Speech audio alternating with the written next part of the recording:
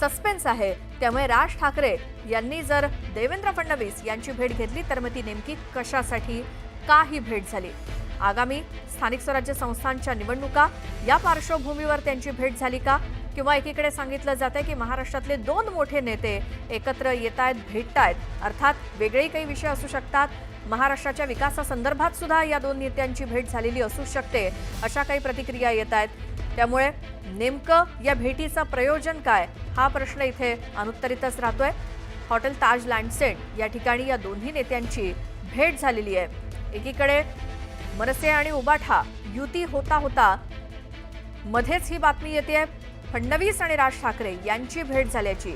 त्यामुळे या भेटीमध्ये या दोन्ही नेत्यांमध्ये नेमकं काय शिजलंय, तर महायुतीच्या नेत्यांकडनं असं सांगितलं जातंय हे काही शक्य नाही, ठाकरे बंधू एकत्र येणं किंवा मनसे आणि उबाठाची युती होणं शक्य नाही, असं थेट महायुतीच्या नेत्यांकडनं सांगितलं जातंय। ज्या पद्धतीनं आपण प्रतिक्रिया घेतोय, मग काय, मग ज्या पद्धतीनं लोकसभेपासनं राज ठाकरेंनी बिनशर्त महायुतीला पाठिंबा दिलेला आहे तो तसाच राहणार का, की आणखी पुढे स्थानिक स्वराज्य संस्थांच्या निवडणुकांसंदर्भात काही वेगळे निर्णय घेतले जातात? राज ठाकरेंच्या मनात नेमकं काय, हा अजूनही न उलगडलेला मुद्दा आहे।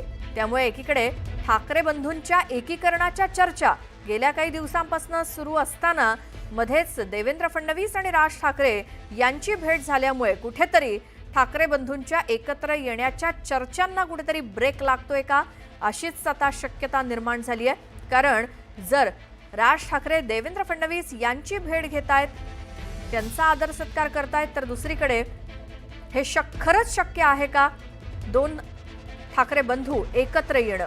त्यामुळे या गोष्टीतला आता संभ्रम आणखीनच वाढलेला आहे। महाराष्ट्राच्या जे मनात आहे तेच होईल असं थेट उद्धव ठाकरेंनी सांगितलेलं होतं।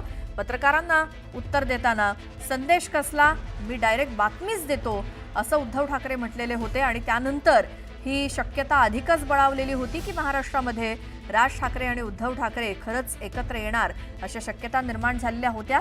मात्र मनसेकडनं तशी काही स्पष्टोक्ती मिळत नव्हती। मनसेच्या नेत्यांकडनं, पदाधिकाऱ्यांकडनं सुद्धा हा निर्णय सर्वस्वी राज ठाकरे घेतील असं